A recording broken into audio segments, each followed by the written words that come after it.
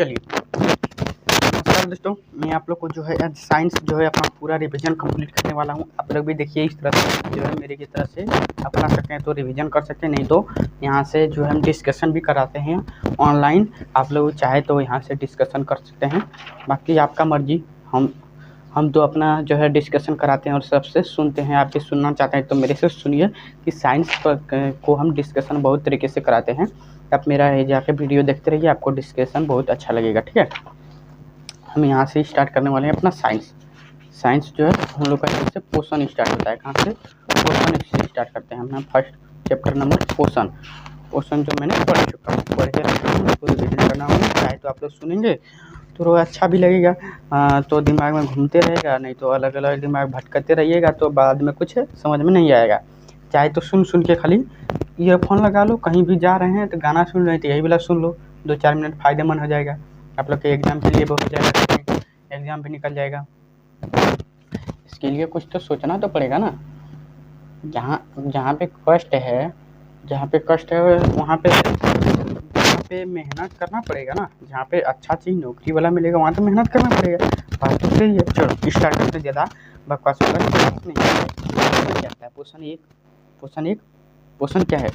पोषण एक जीव द्वारा भोजन ग्रहण करता है। पोषण जो है एक जीव द्वारा, मतलब जो भी जीव जंतु जो है वो भोजन ग्रहण करते हैं, उसके शरीर के उपयोग में विधि को पोषण कहते हैं। मतलब जो खाया पिया, मतलब समझ लो कि जैसे एक पोषण है। पोषण मतलब मनुष्य जो खाया पिया अपने शरीर का ख्याल रखा, इसी तो ही पोषण कहते हैं।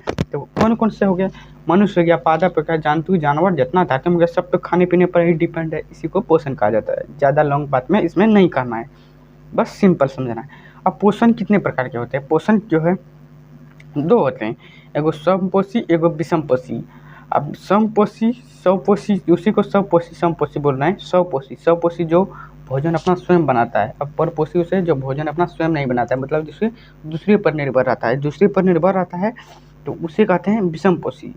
और समपोषी जो अपने पर भोजन स्वयं बनाता है। तो हम लोग जो है क्या है, समपोषी क्या विषमपोषी? हम लोग तो विषमपोषी है, दूसरे जीव पर निर्भर रहते हैं। और समपोषी कौन कौन होगा? जैसे पौधे हो गए, पौधे तो अपने पर निर्भर रहते हैं, किसी पर निर्भर रहता है, भले उसको जड़ पानी मिल जाए शुरुआत में अलग चीज़ है, लेकिन किसी पर वो डिपेंड नहीं रहता है, उसको जो है स्वपोषी के अंदर रखा गया है। हम लोग को विषमपोषी के अंतर्गत आते हैं। अब विषमपोषी जो अपना स्वयं भोजन ग्रहण करता है, मानव, गाय, पशु, जंतु, जानवर, अपना तो खुद सोच सकते हैं कि जो कोई खाता मतलब दूसरे पर निर्भर रहता है, तो खुद दिमाग लगा सकते हैं कौन क्या है। जैसे मान लीजिए कोई दूसरे जीवों पर निर्भर रहता है, जितना आप समझ सकते हैं इसके बारे में। स्वपोषी, अब यहाँ विषमपोषी दोनों खत्म हो गया। अब देखिए विषमपोषी में आता है कुछ इम्पोर्टेंट चीज़। विषमपोषी में 4 जीव आते हैं। अब उसको चारों के बारे में पहले समझना हो गया। विषमपोषी 4 प्रकार के, एगो सहजीव, एगो मृतजीव, एगो परजीव, एगो हेलोजोइक। अब इसमें 4 में से कौन कौन आते हैं, चारों को हम यहाँ पे समझाने वाले। जो जीवों को आपस में सहयोग कर पोषण, जो जीवों को आपस को सहयोग कर जो है पोषण प्राप्त करता है, उसे ही सहजीव कहते हैं। जैसे लाइकेन, कवक, शैवाल, ये सब जो है सहजीव है, जो पोषण सहयोग से प्राप्त करते हैं। लेकिन मृतजीव किसे कहते हैं?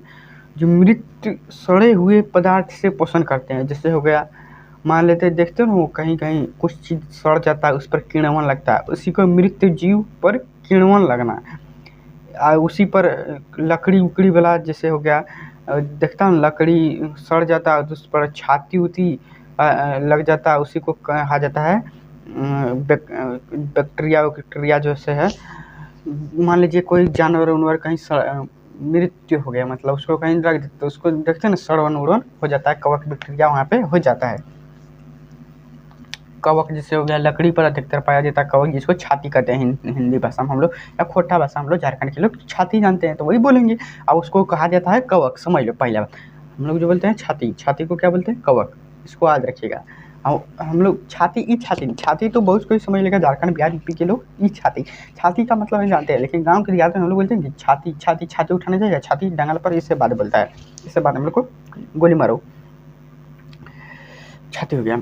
चलो अब मृत जीव के समझ में समझे। अब परजीव परजीव किसे कहते हैं? अन्य जीवों के अंदर या ऊपर रहकर, मतलब किसी मतलब ये जीव है, इस पर अगर यदि हम रहेंगे तो हम हो जाएंगे परजीव। मतलब पर का खाना खाना परजीव, यही होता है। मतलब देखता है ना, पर का खाना खाना, अपन का खाना नहीं खाएंगे, पर का खाना खाना परजीव कहलाता है। पर घर का निमंत्रण खाना, किसी और वैसी तरह का समझ लो। लेकिन जो है कौन कौन, जैसे मान लेते हम लोग ढीला ढीला यानी जू जू देखता है, ये हम लोग का कपाल खा रहा है, कपाल खा रहा है, खुद चूस रहा है, वो जो है परजीव है, वो दूसरे जीव पर निर्भर रहता है।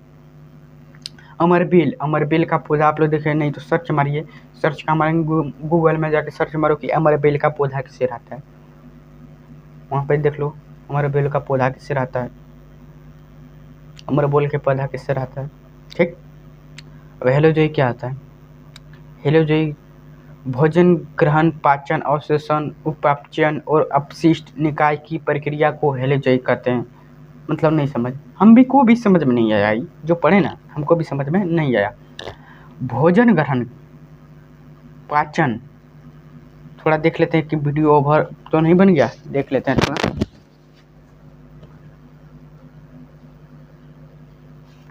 नहीं ठीक बना है।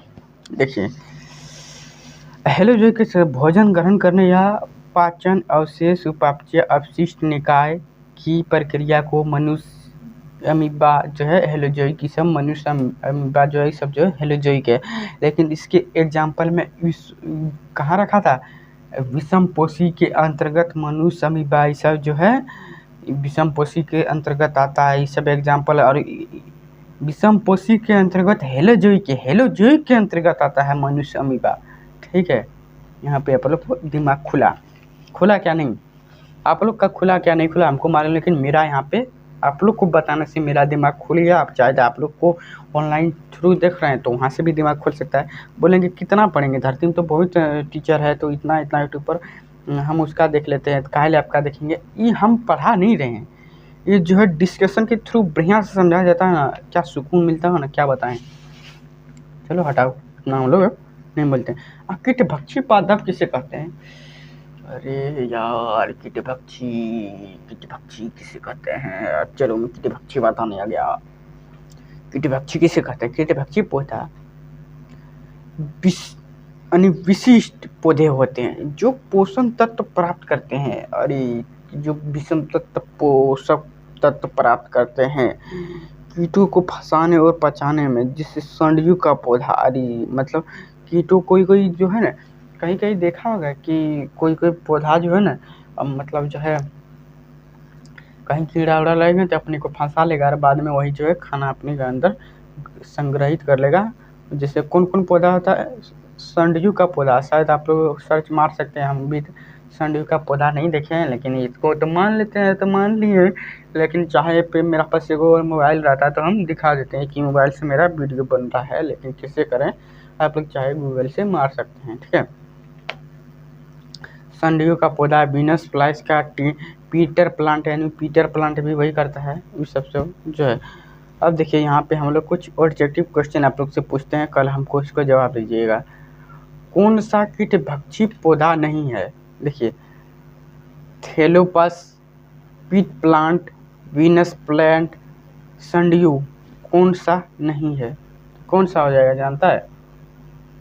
ऑप्शन नंबर ये पोथेलस का पौधा जो है ये कीटभक्षी पादप के अंतर्गत नहीं आता है। अब चलो बहुत क्वेश्चन हो गए, क्वेश्चन हम प्रैक्टिस अलग से करा देते हैं, वहाँ से देख लीजिएगा। यहाँ पे आप चलिए समझिए पोषक तत्व क्या है। पोषक तत्व किसे कहते हैं? पोषक तत्व भोजन के घटक जो वृद्धि, ऊर्जा और जीवन कार्य को बनाए रखने के लिए उपयोग होती है। यानी पोषक तत्व जो होता है भोजन के घटक जो वृद्धि, ऊर्जा और जीवन कार्य को बनाए रखने के लिए उपयोग होते हैं, उससे पोषक तत्व कहते हैं। उदाहरण हाइड्रोक्साइड नहीं, कार्बन डाइऑक्साइड, कार्बोहाइड्रेट है, कार्बोहाइड्रेट, प्रोटीन, वसा, विटामिन, खनिज, ये सब पोषक तत्व के अंतर्गत आते हैं। सब जानता है कि जो विटामिन चीज़ों कुछ को खाने पे जो ऊर्जा मिलती है उसे ही पोषक तत्व कहते हैं। इतना तक तो समझ में आ गया। चल अगला क्वेश्चन किसे कहते हैं? पोषक तत्व की आवश्यकता ऊर्जा देने वाले कार्बोहाइड्रेट और वसा होते हैं। पोषक तत्व की आवश्यकता कहाँ होती है? ऊर्जा देने वाला कार्बोहाइड्रेट और वसा होती है। मतलब ऊर्जा जो ऊर्जा दे देने वाला और कार्बोहाइड्रेट वसा को जो आवश्यकता होती है उसे पोषण की आवश्यकता होती है। कार्बोहाइड्रेट देने वाला ऊर्जा देने वाला कार्बोहाइड्रेट और वसा होती है, इसे ही पोषक तत्व की कहते हैं या पोषक तत्व की आवश्यकता होती है। संरक्षित भोजन किसे कहते हैं? विटामिन और खनिज, मतलब जो है अपने आप को संरक्षित करता है, मतलब एक जगह को आकर के इकट्ठा करना, संरक्षित करना, उसे ही कहते हैं संरक्षित भोजन। जैसे हो गया भोजन बहुत सारे सब चीज़ लाने, हरा सब्जी लाए एक जगह स्टोर किए, उसे विटामिन कहते हैं। विटामिन खनिज मतलब सब वहीं एक जगह पे लाने के इकट्ठा किए, उसी को संरक्षित भोजन कहते हैं। शरीर निर्माण में सहायक क्या होता है? शरीर बनता है, शरीर किससे बनता है? सब चीज़ से बनता है, वसा प्रोटीन सबसे, लेकिन मेन चीज़ में इसमें मेन जो होता है प्रोटीन का काम होता है। शरीर एग्जाम पूछेगा कि शरीर के निर्माण में कौन सा सहायक होती है, तो आप लोग मारिएगा प्रोटीन।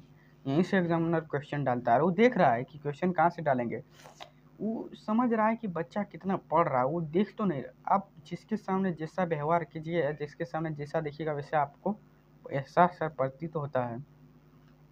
वो नहीं देखता कि वहाँ क्या पढ़ रहा है, वो क्या देख रहा है आपके सामने, वो क्या देख रहा है। वो जाता है ऑफलाइन देखने की कौन बच्चा कौन क्वेश्चन कर रहा है, नहीं वो ऑनलाइन में देख रहा है कि टीचर कैसे क्वेश्चन फंसा रहा है, टीचर का क्वेश्चन फंसा हुआ स्टूडेंट डाल देता है।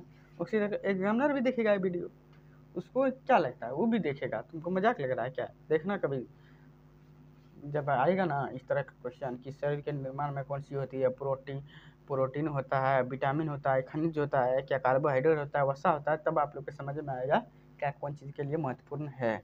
वहाँ पे एक ही चीज़ जब सनवा दे देकर फंसाएगा ना तब समझ में आएगा। ठीक, पोषक तत्व का वर्गीकरण। अब माइक्रो पोषक तत्व किसे कहते हैं? माइक्रो पोषक तत्व, देखिए माइक्रो जो है एक पोषक तत्व है, इस तो पहले बता चुके हैं कि माइक्रो जो है एक पोषक तत्व है। विटामिन हम लोग को प्रतिदिन में कितना चाहिए जानता है?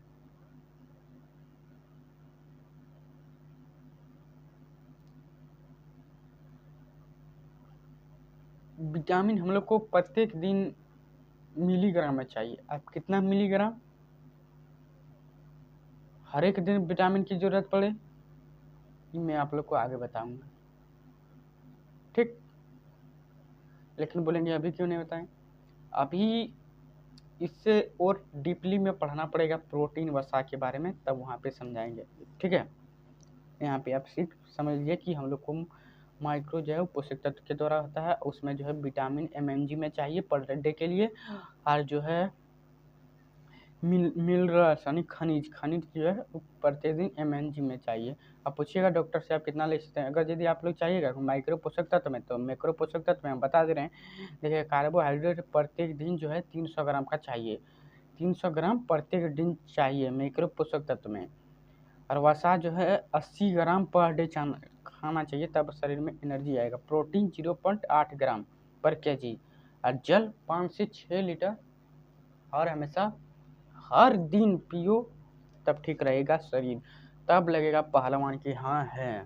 कैसे, क्या बोलते हैं पहलवान का नाम भूल गए, ज़्यादा पहलवानी नहीं दिखाने, बॉडी वाला भी काम नहीं करता, सूखा हड्डी वाला ही गिरा के चल जाता है। कहीं कहीं आप लोग तो इस शॉर्ट्स देखे होंगे। चलिए हटाइए बात में, छोटा छोटा बात में हम लोग उधर फंस जाते हैं। चलिए अब इधर आइए, कार्बोहाइड्रेट्स किसे कहते हैं? कार्बोहाइड्रेट्स किसे कहते हैं? कार्बोहाइड्रेट्स किसे कहते हैं? कार्बोहाइड्रेट्स किसे कहते हैं? वाह, कार्बोहाइड्रेट्स मजाक से पढ़ो तुम लोग भी। अगर यदि नई नोट्स है तो मेरे से बनाओ, हम जैसे बना कर आराम से पढ़ रहे हैं उसी तरह आप बिंदास से पढ़ो। देखो शरीर का ऊर्जा प्रदान करने का मुख्य स्रोत है कार्बोहाइड्रेट, बनाने में यहाँ से कामयाब हो जाओगे। ठीक है, और एग्जाम में भी दिक्कत नहीं होगा, फटाफट रिवीजन करके चल जाओगे। शरीर की ऊर्जा प्रदान करने का जो मुख्य कार्य होता है वो कार्बोहाइड्रेट होता है। इतना मुख्य बात जान लेते हैं। इसका समान सूत्र होता है C2H2O वायु है। अब वायु क्या है, वायु आप लोग को बाद में बता दिया जाएगा। कार्बोहाइड्रेट ये ऊर्जा देने वाले अणु हैं। 1 ग्राम कार्बोहाइड्रेट में 4 किलो कैलोरी ऊर्जा मिलती है। दैनिक जीवन में लगभग में 300 ग्राम चाहिए।